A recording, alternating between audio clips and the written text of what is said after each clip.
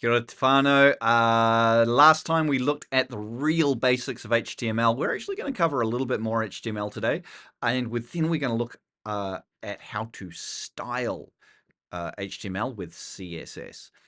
So last time we found our way to CodePen and we made ourselves a new pen. We did a little bit of HTML over on the HTML side, and we're going to add a little bit more in today. I'm going to give you some default stuff to copy in, and then we're going to style that in the CSS section. So let's go.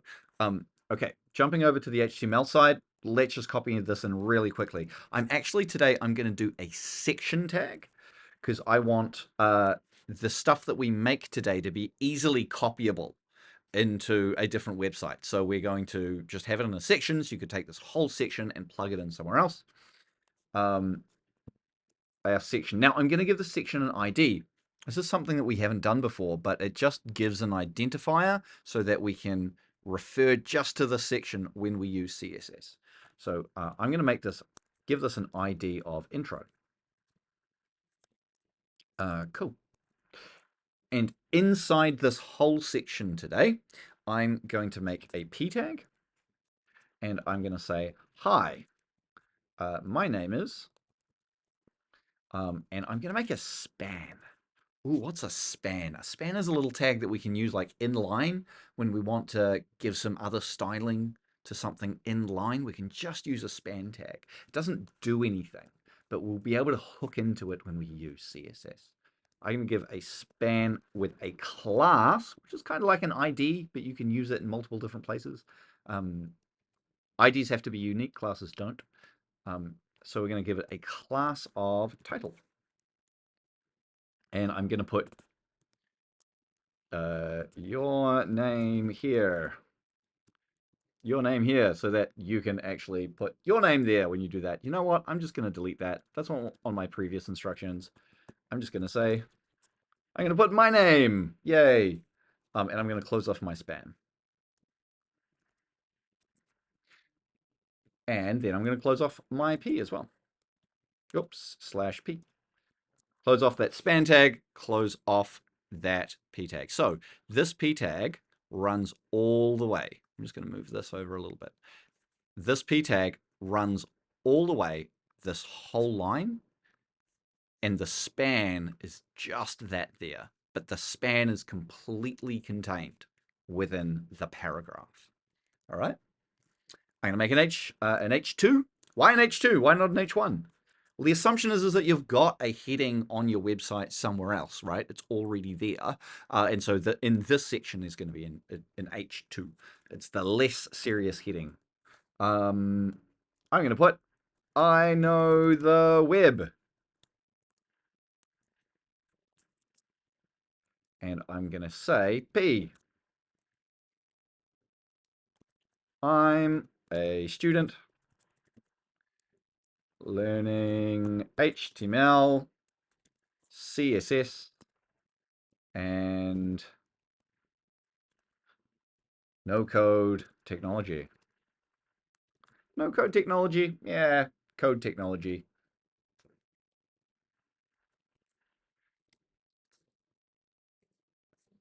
You know, we'll just change no-code technology to JavaScript. Animation technology. JavaScript animation technology. Yes, gosh, that sounds so good. Look at the stuff we've covered this unit. I want another p tag here, and I'm going to say currently I'm finishing off my journeys.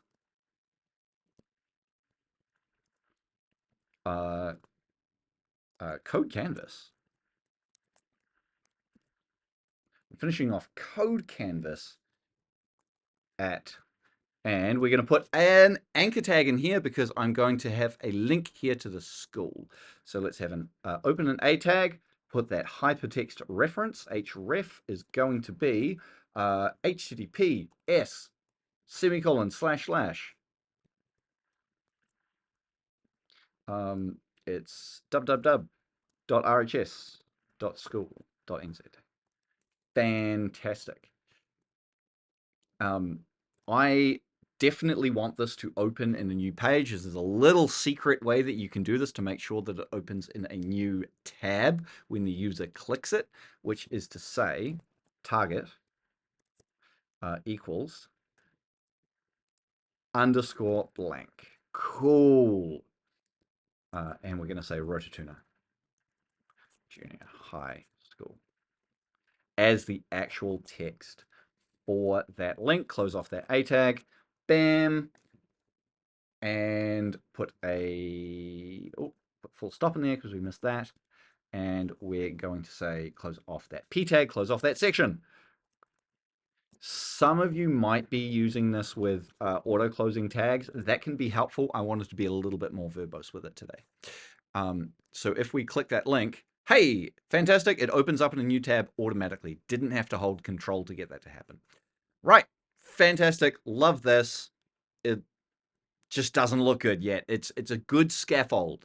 HTML gives us the skeleton of what we're going to do. CSS is the paint. CSS makes it look pretty. So let's move on and get to the CSS. There we go. Aha, getting my notes. Right, pull up the CSS. Hopefully you can see that. Should I leave it there? Can you see? Yeah, no, you can see that just fine. Okay, let's come down into the CSS section. Now, CSS works like this. We have a selector,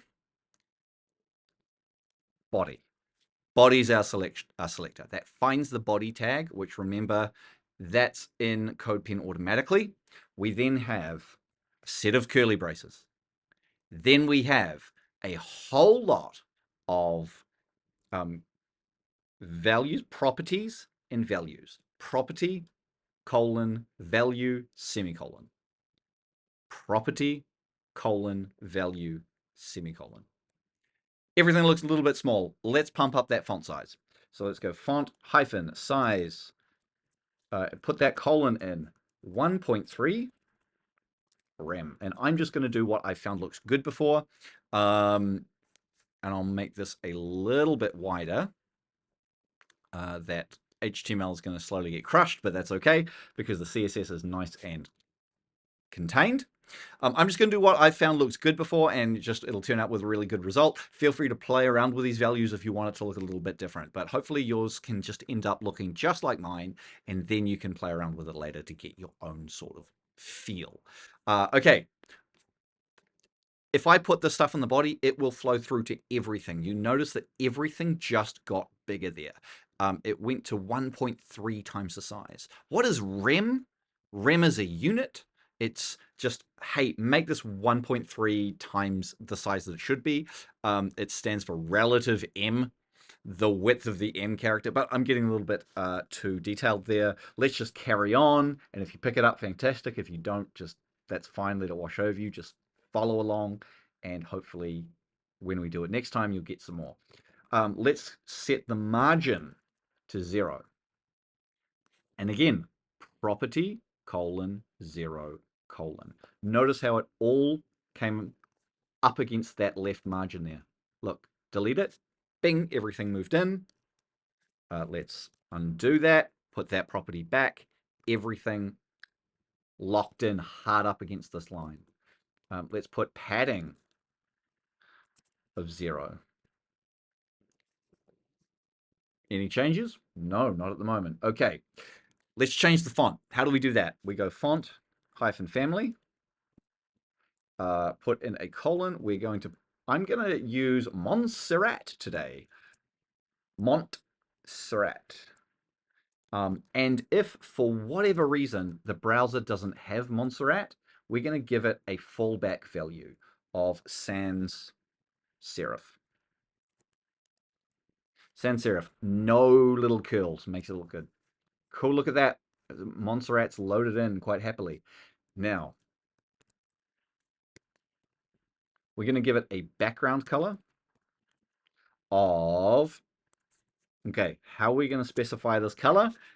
In the web land, in CSS land, we cover it using a hash and then 3 pairs, 3 pairs of numbers, one for red, one for green, one for blue, but they're hexadecimal. So they go 1, 2, 3, 4, 5, 6, 7, 8, 9, A, B, C, D, E, F for one digit, 0 through to 9, A, B, C, D, E, F for the second digit.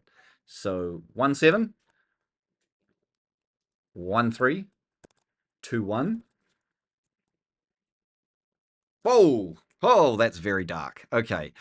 My text is still there, but it's very, very dark. It's hard to see that on the black. You can kind of see the purple there, but that's hard to see. So what we'll do is we'll bring that back in pretty quickly with using the color.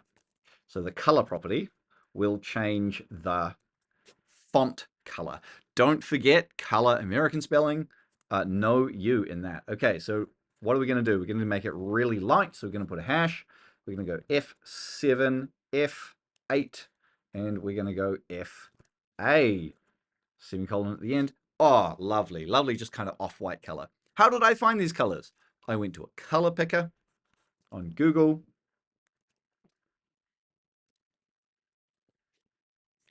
And here we go. Anything you pick has this lovely hex value down here, and that's what you want to use. All right, heading back to the pen. Jumping through this, that's our body tag done. Let's style that H2. Let's make it look good. So H2, we're going to select that H2 now, and we're going to say, we're just going to change the color of that H2 because I don't want the whole thing to be white. No, we're not. We're going to give that a margin of 0. Should already have a margin of 0, but it didn't. It had some margin left. Okay, there we go. We've gotten rid of the margin in there. We're going to change the color of the link.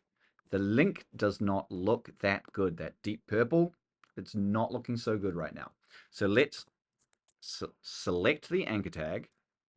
I'll come down here. We're going to select the anchor tag, and we change its color to something I've had before. Again, I've found these prior. That color there. Oh, look at that. Hot pink. Love it. That color there. E310CB. Done. Okay. Now, it kind of makes sense that it's a link, but actually I can do something really, really cool with HTML in that it doesn't have to be static. We're not making a magazine here. We're actually making a live interactive web page. So I'm going to give this what we call a hover state. I'm going to say a:hover, and we're going to give this a color of FF17E4. And now, when I hover over it, it just pumps that brightness a little bit. There we go. Just makes it a little bit more obvious. Hey, you're hovering over this at the moment, and it's clickable. Go ahead and click it. And we're also, I absolutely hate the underline. So I'm actually just gonna go text decoration none here.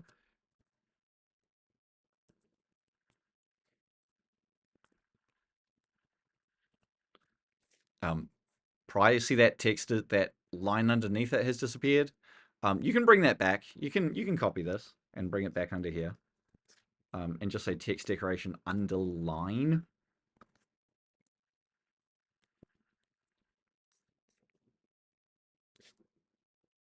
That's cool, right? The line comes back when you hover it over, just a little bit more obvious that that's a thing. Cool. Let's make the paragraphs even bigger. Just the paragraphs even bigger. So we're gonna say p tag, and we're gonna say fonts. Oh, sorry, we're making the paragraphs smaller, and we're increasing the space between them. So font size, we're gonna bring them back down to 1 rem, and then we're going to say line height 1.5. Okay, we've shrunk them back down. The headings in that are still huge, but the P tags are smaller. And now we're going to select the title, just the title. And so that is this span with the class of title. So I can select it using dot, which says, hey, whatever tag out there has a class of whatever I'm about to put in, change that thing. So dot title means select the class title, and then give it a font size. Give it a font size of 4M. We're going to make it huge. Yes. Let my viewers know that it's me I'm talking about. We're going to change its color. Again, American spelling. I'm going to say 86. FBFB. Yeah, look at that. Cyan. And I'm going to say display block.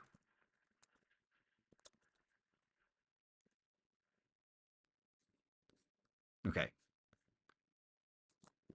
And I'm going to change its font as well.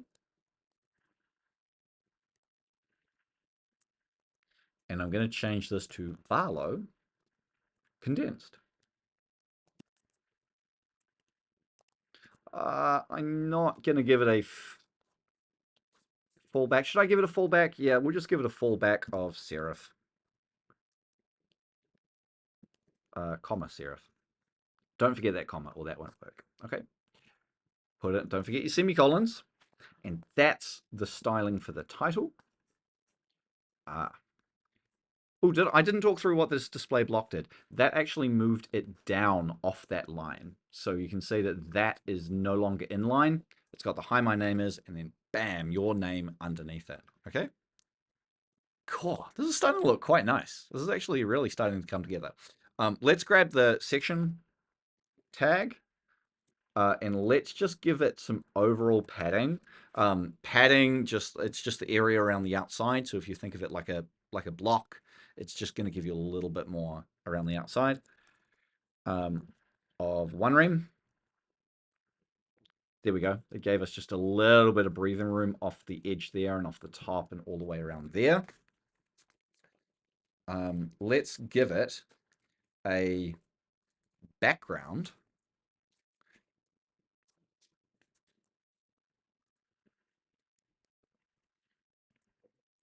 So this will give this whole section now a background of 4B, OD, 49. Whoa! Okay, I like it. I like it. I like it a lot. Don't forget semicolon. I'm now, I didn't actually want the whole thing though. I didn't want the whole thing, all my margin to go all the way to there, all that color to extend the whole way to there. I actually want a little bit of this color just feeding up in the inside to show that it's like a block. It's a section. So I'm going to give it a margin. And the margin won't have that background. There we go. Now see how it's sort of given me that extra breathing room there and on the other side as well. I don't like that it's so square. Let's change that. Give it a border radius.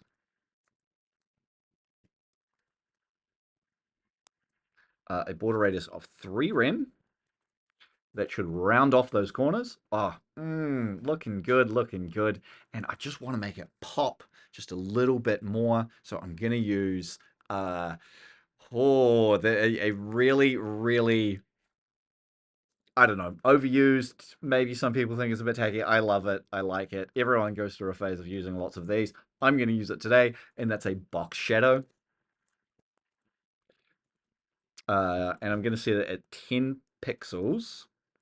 10 pixels out, 10 pixels down, 20 pixels, like shadowing 20 pixels, and I'm going to set it to be black. So 10 pix, 10 pix, 10 pixels across, 10 pixels down, 20 pixels out, and whoa, look at that. That's like neon. No, not really after that. So we're going to make it black. Okay. Oh, it looks good. You see how that just looks like it lifts off? Okay. This here that I'm showing you, this is the thing I love about CSS. It does not matter how wide we make it, how it just adjusts. It just adjusts and makes it work and makes it look good. So that's it for now. That was an absolute crash course in CSS. If you picked all of that up, well done. If you didn't, don't worry. We're going to look at it again. What have we covered? We've covered all of HTML. We have covered IDs and classes. We've covered sections and href target blank. We've covered nested tags. We've come in here. We've covered the basic syntax of CSS, how to change color, how to change fonts, margin and padding a little bit. We'll dig into those more later. We've how to change the font size, what a rem is, how to change the underline, hover states even. We have covered so much CSS in such a small amount of time. If you're feeling like that was a lot, don't worry. We'll look at it again, but hopefully you are able to copy that. I'm just going to give one little look through the final code so that you can see it. There's the HTML, and here is the CSS. And that's it. Ka kite.